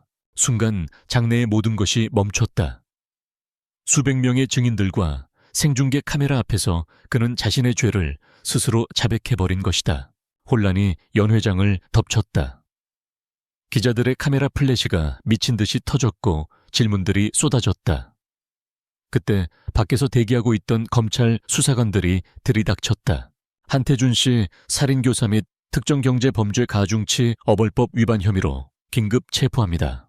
수사관들이 그에게 수갑을 채웠다. 한태준은 미친 사람처럼 웃다가 울다가를 반복하며 질질 끌려 나갔다. 피와 거짓으로 쌓아 올린 그의 제국은 그렇게 단 몇 분 만에 허무하게 무너져 내렸다. 아수라장이 된 연 회장의 한가운데 강지훈과 한서연은 말없이 서 있었다. 모든 것이 끝났다. 15년간 그들을 짓눌러왔던 과거의 망령이 마침내 사라졌다. 강지훈은 자신도 모르게 서연의 손을 향해 손을 뻗었다. 서연은 망설임 없이 그의 손을 잡았다. 굳게 맞잡은 두 사람의 손. 그것은 그들의 길고 고통스러웠던 여정의 끝이자 새로운 시작을 알리는 상징이었다. 복수의 막은 내렸지만 그들의 이야기는 이제부터가 진짜 시작이었다. 한태준의 제국이 무너져 내린 후 세상은 떠들썩했다. 언론은 연일 세기의 범죄를 대서특필했고 진화그룹의 주가는 휴지 조각이 되었다. 모든 진실이 밝혀졌고 정의는 구현된 것처럼 보였다. 하지만 강지훈의 펜트하우스에는 그 어떤 승리의 기쁨도 존재하지 않았다. 복수라는 거대한 태풍이 지나간 자리에는 모든 것을 잃어버린 듯한 거대하고 텅 빈 공허함만이 남았다. 15년간 그의 삶을 지탱해 온 단 하나의 목적이 사라지자 그는 마치 방향을 잃은 유령선처럼 표류했다. 그를 괴롭힌 것은 공허함뿐만이 아니었다. 지독한 죄책감이 파도처럼 그를 덮쳤다. 복수가 완성된 지금 그의 눈에 비친 한서연은 더 이상 한태준의 딸이 아니었다. 그녀는 그저 자기 때문에 10년이라는 소중한 세월을 빼앗긴 상처 입은 한 명의 인간일 뿐이었다. 그는 그녀의 얼굴을 마주할 용기가 나지 않았다. 그녀의 맑은 눈동자를 볼 때마다 자신이 저지른 죄의 무게가 심장을 짓눌렀다. 며칠이 지난 후 강지훈은 마침내 결심을 굳혔다. 그는 그들의 동맹이 시작되었던 서재에서 서연을 마주했다. 이제 모든 것이 끝났어. 그가 먼저 입을 열었다. 그의 목소리는 그 어느 때보다도 지쳐 있었다. 그는 서류 뭉치 몇 개를 그녀 앞에 테이블에 내려놓았다. 그 안에는 은행 송금 확인서, 부동산 소유권 이전 서류, 그리고 법률 문서들이 들어있었다. 이건 당신 아버지가 우리 아버지에게서 훔쳐갔던 모든 것이야. 지난 15년간의 이자까지 정확하게 계산했어. 그는 또 다른 서류 봉투를 내밀었다. 그리고 이건 지난 10년에 대한 보상이다. 이걸로 당신이 잃어버린 시간을 되돌릴 수는 없겠지만 내가 할 수 있는 최소한의 속죄야. 서연은 서류들을 내려다볼 뿐 아무 말도 하지 않았다. 그녀의 표정은 아무런 감정도 읽을 수 없을 만큼 평온해서 오히려 그의 마음을 더 아프게 했다. 당신은 이제 자유야. 강지훈이 힘겹게 말을 이었다. 세상 어디든 갈 수 있고 무엇이든 할 수 있어. 다시는 누구도 당신을 막지 못할 거야. 그것은 그녀가 지난 10년간 매일 밤 꿈속에서 그리던 말이었다. 하지만 막상 그 말을 듣게 되자 그녀의 마음속에서 차오른 것은 기쁨이 아닌 알 수 없는 상실감이었다. 당신은요? 그녀가 처음으로 입을 열어 물었다. 강지훈 씨는 이제 어떻게 할 건가요? 그녀의 질문에 그의 얼굴에 자조적인 미소가 스쳐 지나갔다. 나 역시 내 죄의 대가를 치러야지. 나는 당신 아버지와 다를 바 없는 인간이야. 복수를 위해 당신을 이용했고 상처 입혔어. 그런 내가 당신의 인생에 남아있을 자격은 없어. 그는 TK그룹의 경영 일선에서 물러나 당분간 한국을 떠나 있기로 결심했다. 그의 존재 자체가 그녀에게는 영원한 상처의 증거가 될 것이라고 믿었다. 서연은 할 말을 잃었다. 자유. 그것은 너무나 달콤하지만 동시에 너무나 막막한 단어였다. 지난 10년간 그녀의 세상은 이 펜트하우스가 전부였다. 그리고 그 세상의 중심에는 좋든 싫든 강지훈이라는 남자가 있었다. 그런데 이제 와서 그가 떠난다고 했다. 그녀를 이 거대한 세상에 홀로 남겨두고 돈으로 10년을 지을 수 있다고 생각하세요. 그녀의 목소리가 작게 떨렸다. 이렇게 떠나버리는 게 당신이 말하는 속죄인가요? 그녀의 말이 비수처럼 그의 가슴에 박혔다. 하지만 그는 결심을 바꿀 수 없었다. 그가 그녀 곁에 머무는 것은 그녀의 상처에 소금을 뿌리는 것과 같은 이기적인 행동이라고 생각했다. 몸조심의 한서연. 그것이 그의 마지막 인사였다. 그는 서재를 나섰다. 서연은 그를 붙잡지 않았다. 자존심이 그리고 그녀 자신도 갈피를 잡을 수 없는 혼란스러운 마음이 허락하지 않았다. 잠시 후 강지훈은 작은 가방 하나만을 든 채 현관 앞에 섰다. 그는 잠시 걸음을 멈추고 거실 소파에 앉아있는 그녀의 뒷모습을 보았다. 무언가 더 할 말이 있는 듯 입술을 달싹였지만 결국 아무 말도 하지 못하고 돌아섰다. 철걱. 무거운 현관문이 닫히는 소리가 텅 빈 저택에 울려 퍼졌다. 지난 10년간 그녀를 가두었던 빗장이 이제는 그를 세상 밖으로 밀어냈다. 그리고 그는 다시 돌아오지 않을 것이다. 서연은 홀로 남았다. 화려한 감옥은 이제 온전히 그녀의 것이 되었다. 그녀는 천천히 자리에서 일어나 저택 안을 거닐었다. 그의 손길이 닿았던 소파 함께 밤을 새웠던 서재, 나란히 서서 야경을 보았던 발코니. 모든 공간에 그의 흔적이 남아 그녀의 심장을 저미게 했다. 세 장의 문은 열렸다. 하지만 새는 나는 법을 잊어버렸다. 얼마나 시간이 흘렀을까. 그녀는 결심한 듯 코트 하나를 걸치고 밖으로 나섰다. 10년 만에 처음으로 누구의 감시도 없이 자신의 의지로 밟는 바깥 세상이었다. 엘리베이터를 타고 1층으로 내려와 건물 밖으로 나서는 순간 세상의 모든 소음과 빛이 그녀를 덮쳤다. 빠르게 지나가는 자동차들, 무심히 스쳐 지나가는 사람들, 시끄러운 경적 소리. 모든 것이 낯설고 위협적으로 느껴졌다. 그녀는 거대한 도시의 한복판에 섬처럼 서 있었다. 아는 사람도 갈 곳도 없었다. 그녀가 알던 세상은 모두 무너져 내렸다. 아버지는 감옥에 있는 괴물이었고 지난 10년간 유일하게 관계를 맺어온 남자는 그녀를 떠나버렸다.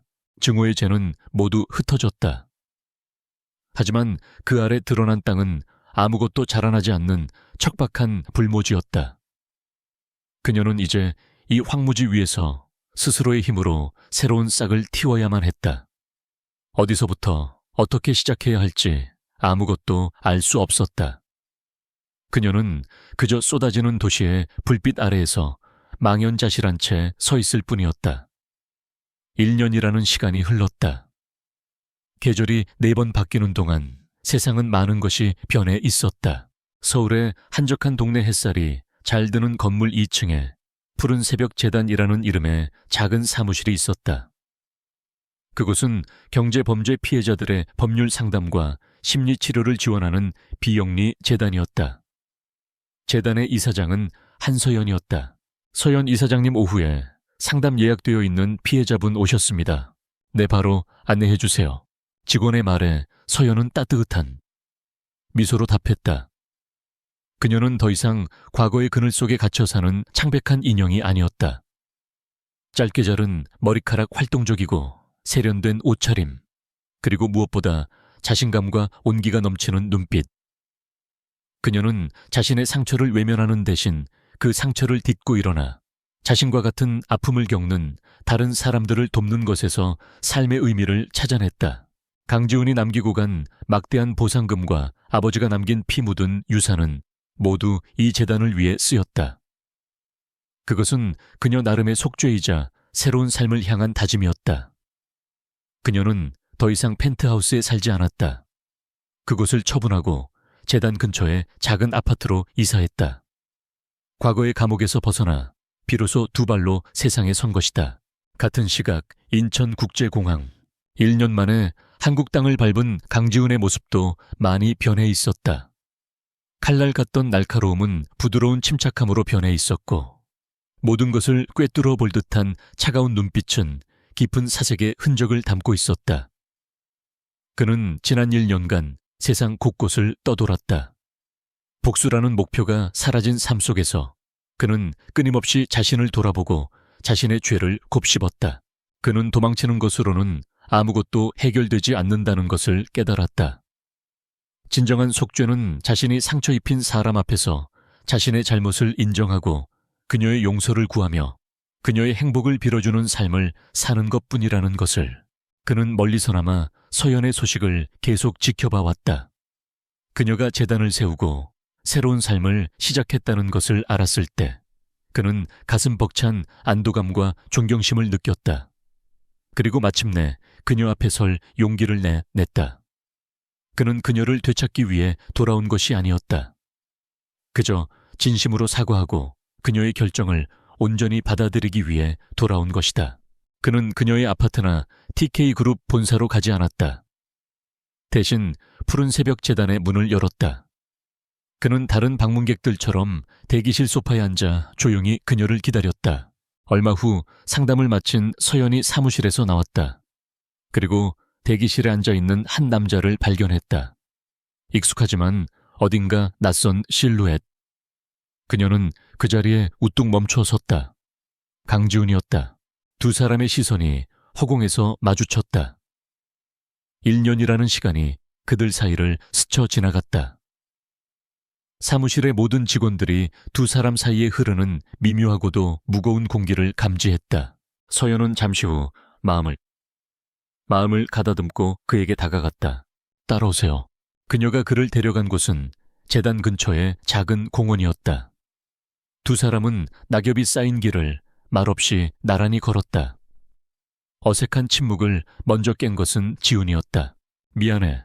그의 목소리는 낮고 진실했다. 어떤 변명도 자기 합리화도 없었다. 당신의 시간을 빼앗은 것, 내 복수를 위해 당신을 이용한 것, 그 모든 것에 대해 진심으로 미안해, 한서연. 그는 용서를 구하지도 않았다. 그저 자신의 잘못을 고백할 뿐이었다. 서연은 걸음을 멈추고 그를 돌아보았다. 그녀의 눈빛은 잔잔한 호수 같았다. 지난 1년 동안 많은 생각을 했어요. 그녀가 조용히 입을 열었다. 당신을 원망했었죠. 하지만 동시에 당신을 이해하기도 했어요. 그리고 이제는 알아요. 우리 둘 다 어쩌면 내 아버지라는 사람이 만들어낸 비극의 또 다른 피해자들이었다는 걸요. 그녀는 희미하게 미소 지었다. 그것은 지난 11년간 그가 처음 보는 진심이 담긴 미소였다. 나는 당신을 용서했어요, 강지훈 씨. 나 자신을 위해서. 그리고 당신을 위해서. 그녀의 용서라는 말에 강지훈은 차마 고개를 들 수 없었다. 가슴속에 뜨거운 무언가가 울컥 차올랐다. 과거에 대한 모든 이야기가 끝난 자리. 이제 남은 것은 미래였다. 나는 단 한순간도 당신을 잊은 적이 없어. 지훈이 힘겹게 말을 이었다. 하지만 내가 무언가를 바랄 자격이 없다는 거 알아. 그저 내 마음이 그렇다는 걸 알려주고 싶었을 뿐이야. 그의 고백에 이제 선택권은 온전히 서연에게 넘어왔다. 그녀는 자유로운 사람이었다. 그녀가 원한다면 언제든 돌아설 수 있었다. 그는 기꺼이 그녀의 뒷모습을 바라보며 남은 생을 살아갈 각오가 되어 있었다. 서연은 대답 대신 그에게 한 걸음 더 다가갔다. 그리고 조용히 그의 손을 잡았다. 갑작스러운 그녀의 행동에 지훈의 눈이 놀람으로 커졌다. 우리 다시 시작하면 어때요? 그녀의 목소리는 가을 햇살처럼 따뜻했다. 복수도 죄책감도 빚도 없는. 그냥 강지훈과 한서연으로. 그렇게 처음부터 다시 시작해요. 강지훈은 자신의 손을 잡은 그녀의 작은 손을 내려다보았다. 그리고 천천히 그녀의 손을 마주 잡았다. 그의 눈시울이 뜨거워졌다. 15년간의 지독한 어둠 끝에서 그는 마침내 한 줄기 구원의 빛을 마주하고 있었다. 두 사람은 맞잡은 손을 놓지 않은 채 공원길을 천천히 함께 걸었다. 앞으로 그들의 길이 순탄하지만은 않을 것이다. 과거의 상처는 때때로 그들을 핥힐지도 모른다. 하지만 이제 그들은 더 이상 혼자가 아니었다. 서로의 상처를 보듬고 서로의 빛이 되어주며 함께 걸어갈 것이다. 길고 길었던 어둠의 끝에서 그들 두 사람의 인생에 마침내 새로운 새벽이 밝아오고 있었다.